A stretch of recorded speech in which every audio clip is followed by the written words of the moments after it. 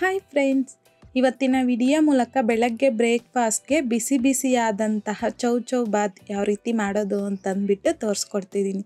ಈ ವಿಧಾನದಲ್ಲಿ ನೀವು ಸಹ ತಪ್ಪದೆ ಟ್ರೈ ಮಾಡಿ ನೋಡಿ. ತುಂಬ ರುಚಿಯಾಗಿರೋದ್ರ ಜೊತೆಗೆ ಬಾಯಲ್ಲಿ ಇಟ್ಕೊಂಡ್ರೆ ಹಾಗೆ ಕರ್ಗೋಗುತ್ತೆ, ಅಷ್ಟು ಚೆನ್ನಾಗಿ ಬರುತ್ತೆ. ಸೊ ಹಾಗಾಗಿ ಬನ್ನಿ ಇವಾಗ ಲೇಟ್ ಮಾಡ್ದಿರಾ ಈ ಚೌ ಬಾತ್ ಯಾವ ರೀತಿ ಮಾಡೋದು ಅಂತಂದ್ಬಿಟ್ಟು ನೋಡೋಣ. ಮೊದಲು ಈ ರೀತಿಯಾಗಿ ಪರ್ಫೆಕ್ಟ್ ಆ್ಯಂಡ್ ಸಾಫ್ಟ್ ಆಗಿರುವಂತಹ ಬಿಸಿ ಬಿಸಿಯಾದ ಖಾರ ಬಾತ್ ಯಾವ ರೀತಿ ಮಾಡ್ಕೊಳ್ಳೋದು ಅಂತಂದ್ಬಿಟ್ಟು ನೋಡೋಣ. ಕಡಾಯಿಗೆ 4ರಿಂದ 5 ಟೇಬಲ್ ಸ್ಪೂನ್ ಆಗುವಷ್ಟು ಎಣ್ಣೆ ಬಿಸಿ ಆಗಿದ್ದಾದ ನಂತರ ಅರ್ಧ ಟೀ ಸ್ಪೂನ್ ಸಾಸಿವೆ, ಅರ್ಧ ಟೀ ಸ್ಪೂನ್ ಜೀರಿಗೆ, 1 ಟೀ ಸ್ಪೂನ್ ಕಡಲೆಬೇಳೆ, 1 ಟೀ ಸ್ಪೂನ್ ಉದ್ದಿನಬೇಳೆ, ಹಾಗೆಯೇ 1 ಟೇಬಲ್ ಸ್ಪೂನ್ ಆಗುವಷ್ಟು ಗೋಡಂಬಿನ ಸಹ ಹಾಕ್ಕೊಂಡು ಲೋ ಫ್ಲೇಮ್ನಲ್ಲಿ ಕಡಲೆಬೇಳೆ ಸ್ವಲ್ಪ ಲೈಟ್ ಗೋಲ್ಡನ್ ಕಲರ್ ಬರೋವರೆಗೂ ಫ್ರೈ ಮಾಡ್ಕೊಂಡಿದ್ದಾದ ನಂತರ 2-3 ಹಸಿಮೆಣಸಿನಕಾಯಿನ ಸಣ್ಣದಾಗಿ ಕಟ್ ಮಾಡಿಬಿಟ್ಟು ಹಾಕ್ಕೊತಾ ಇದ್ದೀನಿ.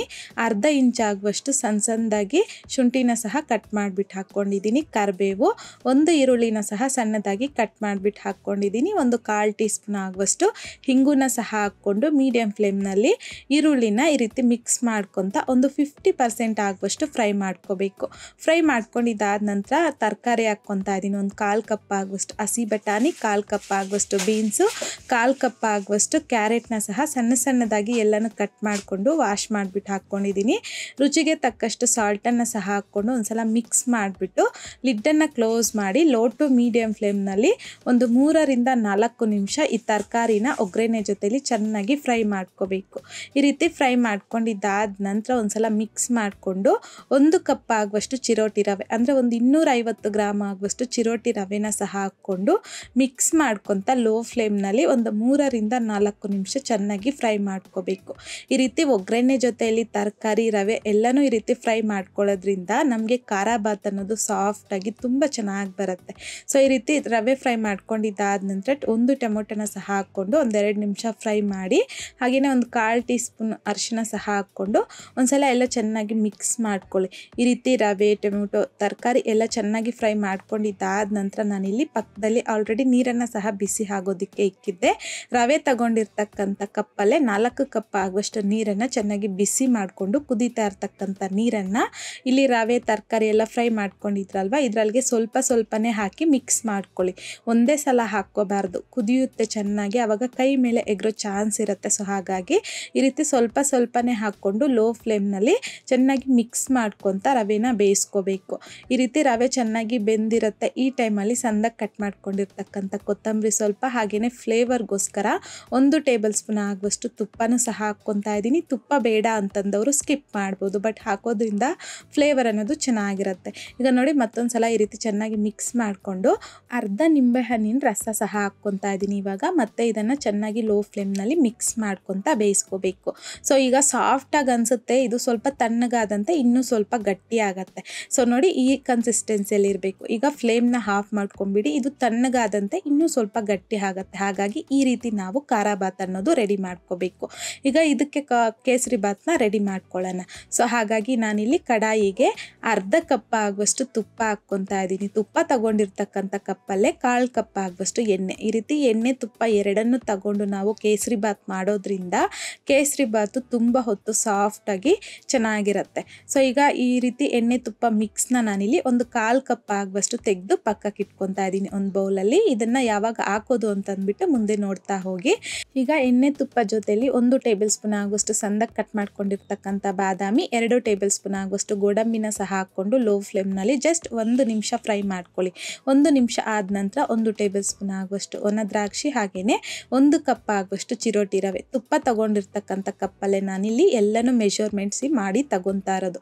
ಈ ಅಳತೆ ಪ್ರಕಾರ ಮಾಡಿಕೊಂಡ್ರೆ ನಮಗೆ ಕೇಸರಿ ಬಾತ್ ಅನ್ನೋದು ಪರ್ಫೆಕ್ಟಾಗಿ ಬರುತ್ತೆ. ನೀವು ಯಾವುದೇ ಕಪ್ ತಗೊಳ್ಳಿ, ಬಟ್ ಎಲ್ಲನೂ ಒಂದೇ ಕಪ್ಪಲ್ಲಿ ಮೆಷರ್ಮೆಂಟ್ ಮಾಡಿ ತಗೋಬೇಕು. ಸೊ ರವೆ ಈ ರೀತಿ ಲೋ ಫ್ಲೇಮ್ನಲ್ಲಿ ಗೋಲ್ಡನ್ ಕಲರ್ ಬರೋವರೆಗೂ ಫ್ರೈ ಮಾಡ್ಕೊಂಡಿದ್ದಾದ ನಂತರ ಆಲ್ರೆಡಿ ನಾನಿಲ್ಲಿ ನೀರನ್ನು ಸಹ ಬಿಸಿ ಮಾಡ್ಕೊಂಡಿದ್ದೀನಿ.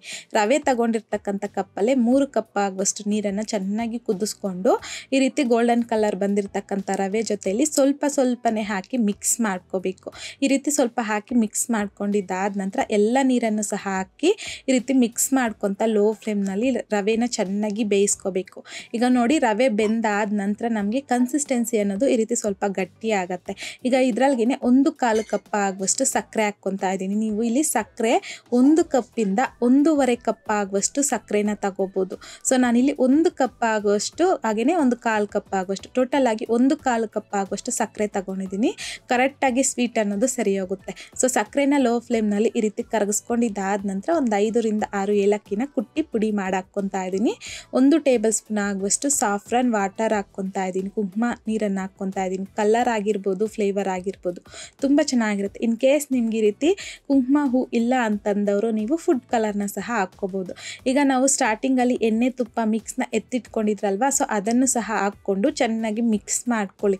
ಸೊ ಈ ರೀತಿ ಮಿಕ್ಸ್ ಮಾಡ್ಕೊಂಡಿದ್ದಾದ ನಂತರ ಒಂದ್ಸಲ ಲಿಡ್ಡನ್ನು ಕ್ಲೋಸ್ ಮಾಡಿಕೊಂಡು ಲೋ ಫ್ಲೇಮ್ನಲ್ಲಿ 1-2 ನಿಮಿಷ ಹಾಗೆ ಬಿಟ್ಬಿಡಿ. ಅಂದರೆ ನಮಗಿಲ್ಲಿ ಕೇಸರಿ ಬಾತಲ್ಲಿ ಈ ರೀತಿ ಎಣ್ಣೆ ತುಪ್ಪ ಮಿಕ್ಸ್ ಅನ್ನೋದು ಬಿಡ್ತಾ ಬರುತ್ತೆ ಸೈಡ್ಸಲ್ಲಿ. ಸೊ ಈ ರೀತಿಯಾಗಿ ನಾವು ಕೇಸರಿ ಬಾತನ್ನ ಪ್ರಿಪೇರ್ ಮಾಡಿಕೊಂಡ್ರೆ ಸಾಕು.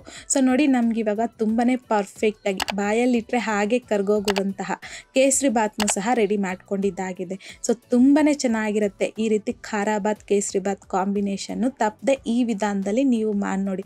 ಸೊ ನೋಡಿದ್ರಲ್ಲ ಫ್ರೆಂಡ್ಸ್, ಇವತ್ತಿನ ವಿಡಿಯೋ ಮೂಲಕ ಚೌ ಬಾತ್ ಅಂದರೆ ಖಾರ ಬಾತ್ ಕೇಸರಿ ಬಾತ್ ಕಾಂಬಿನೇಷನಲ್ಲಿ ಯಾವ ರೀತಿ ಮಾಡೋದು ಅಂತಂದ್ಬಿಟ್ಟು ಈ ವಿಧಾನದಲ್ಲಿ ನೀವು ಸಹ ಮನೇಲಿ ಟ್ರೈ ಮಾಡಿ ನೋಡಿ. ಟ್ರೈ ಮಾಡಿದ್ದಾದ ನಂತರ ನಿಮಗೂ ಸಹ ಟೇಸ್ಟ್ ಯಾವ ರೀತಿ ಬಂತು ಅಂತಂದ್ಬಿಟ್ಟು ಮರೀದೆ ನನಗೆ ಕಾಮೆಂಟ್ ಬಾಕ್ಸಲ್ಲಿ ಕಮೆಂಟ್ ಮಾಡಿ, ಲೈಕ್ ಮಾಡಿ, ಶೇರ್ ಮಾಡಿ. ಮತ್ತಷ್ಟು ಈಸಿ ಆ್ಯಂಡ್ ಸಿಂಪಲ್ ಕ್ವಿಕ್ ರೆಸಿಪೀಸ್ಗೋಸ್ಕರ ದಯವಿಟ್ಟು ನೀವಿನ್ನೂ ನಮ್ಮ ಮೇಘಶ್ರೀಸ್ ಕಿಚನ್ ಚಾನಲ್ನ ಸಬ್ಸ್ಕ್ರೈಬ್ ಮಾಡಿಲ್ಲ ಅಂತಂದರೆ ಸಬ್ಸ್ಕ್ರೈಬ್ ಮಾಡಿ.